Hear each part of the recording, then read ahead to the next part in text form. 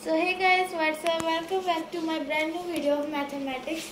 सो आज हम करेंगे चैप्टर 11 टाइम एंड वर्क का 13th some.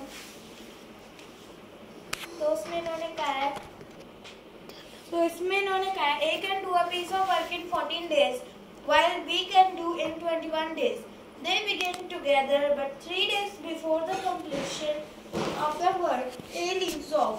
Find the total number of days taken to complete the work.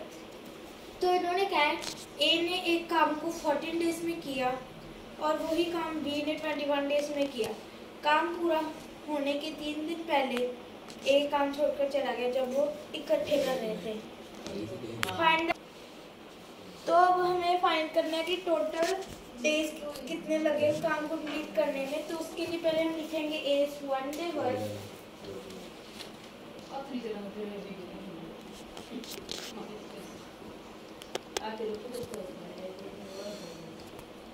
जो हमारे पास आ जाएगा 1/14, बाकी का मैं आपसे लेकर दूँगा।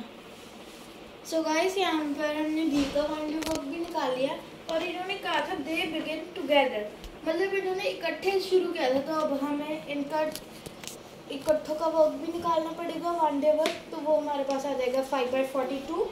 अब आगे सॉल्व करेंगे तो उससे पहले हम लिखेंगे let total time equals to x, बाकी का मैं आपसे लिख कर मिल। सो गाइस, यहाँ पर हमने लिख लिया let total time equal to x. अब कई लोग सोच रहे होंगे कि हमने टोटल टाइम एक्स क्यों माना, क्योंकि हमें टोटल टाइम है जो वो इन्होंने दिया नहीं था तो हमें एक्स मानना पड़ा। और वर्क डन टुगेदर है जो इन्होंने कहा कि काम पूरा होने के 3 दिन पहले ही जो ए है वो काम छोड़कर चला गया था, तो ये हमारे पास आ जाएगा x-3। अब हम फाइंड करेंगे work done in x-3 days, तो वो हमारे पास आ जाएगा x-3 multiply a plus b 1 day work जो कि है 5/42।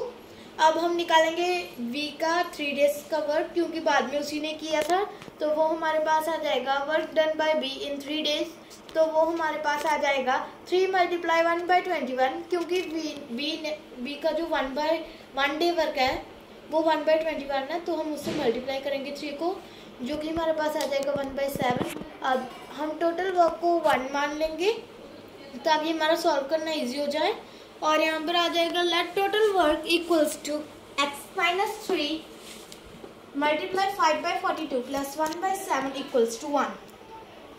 तो टोटल वर्क ये आया क्योंकि जो मतलब कि ये है वर्क डन टुगेदर प्लस, असल में वर्क डन टुगेदर भी नहीं कह सकते हम, work done in x-3 days plus work done by b in 3 days, इन दोनों का सम कर ही हमारे पास टोटल वर्क आएगा।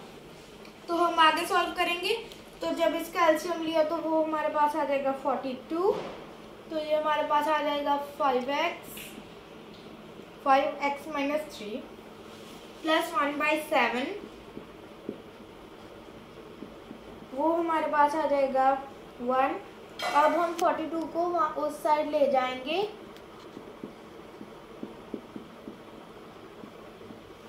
तो 42 इस साइड डिवाइड में था तो उस साइड जाकर मल्टीप्लाई हो जाएगा, तो ये हमारे पास 1 मल्टीप्लाई 42 आ जाएगा।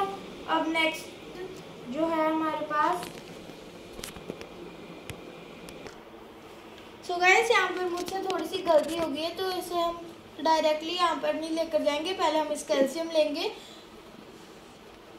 आपने सोचा होगा कि पहले तो ले ही लिया था, अब कौन सा एलसीएम लेना है, तो अब इन दोनों का लेना है, तो इनका एलसीएम 42 ही आएगा और यहाँ पर आ जाएगा 5x-3, तो 7 की टेबल पर 42 आता है 6 पर, तो यहाँ पर आ जाएगा 1 मल्टीप्लाई 6 जो कि होता है 6 इक्वल्स टू 1।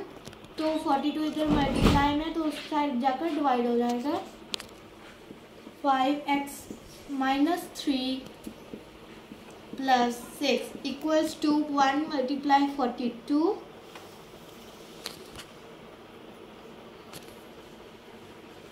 तो अब यहाँ पर हम इसे सिंप्लीफाई कर लेंगे, मतलब कि 5 मल्टीप्लाई x आ जाएगा 5x minus 5 multiply 3 15 plus 6 equals to 42।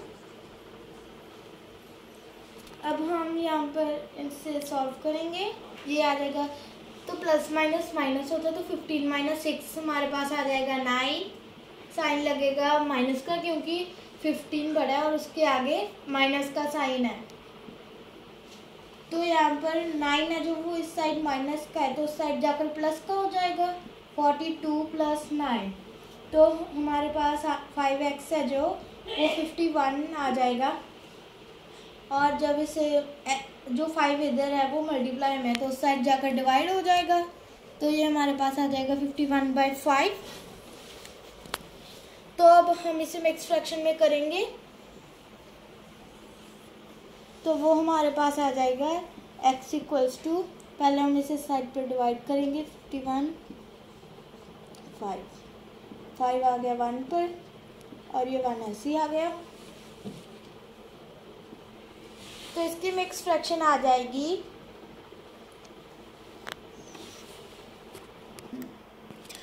So guys यहाँ पर ना हम ऐसे करते हैं कि सीधा दोनों नंबर्स को ले आते हैं।